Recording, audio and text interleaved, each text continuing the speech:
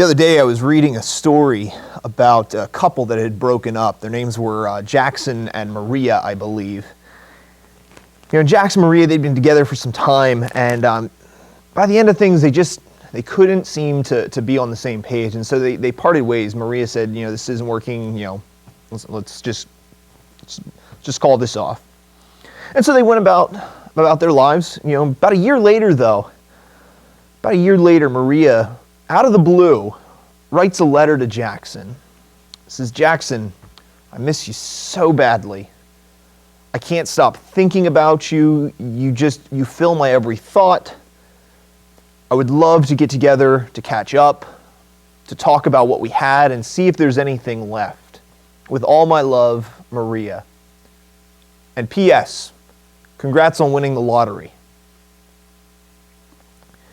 A lot of times we love thinking about service in the ways that we sometimes get something out of it.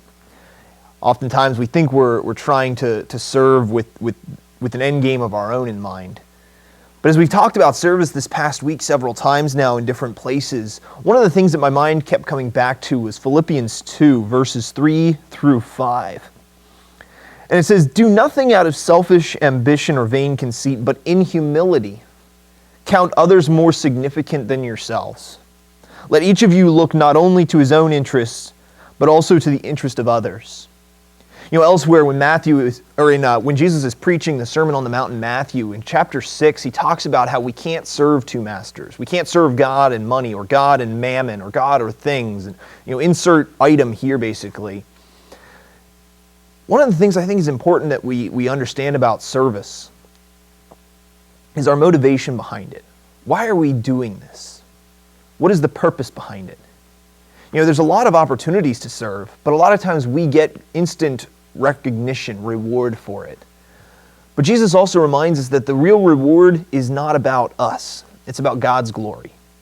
And on top of that, we sometimes get into this rut of thinking, well, I need to do more because God is telling me to do more, and if I don't do more, He's not going to let me into heaven. And that's what's called works righteousness. We're not about that. We are saved by grace through faith alone. That is the only thing that saves us. But in doing a little more Bible study, what we find is that serving others becomes a natural part of who we are. It's a natural outpouring of the joy of being part of God's kingdom. We have to recognize that our motivation for serving is simply to let others know that they are valued by the same God that values us, enough to die on the cross. So as we've been talking about serving, one of the things I want to encourage you to do is keep that in mind. As you look around the world, have that eye of Christ.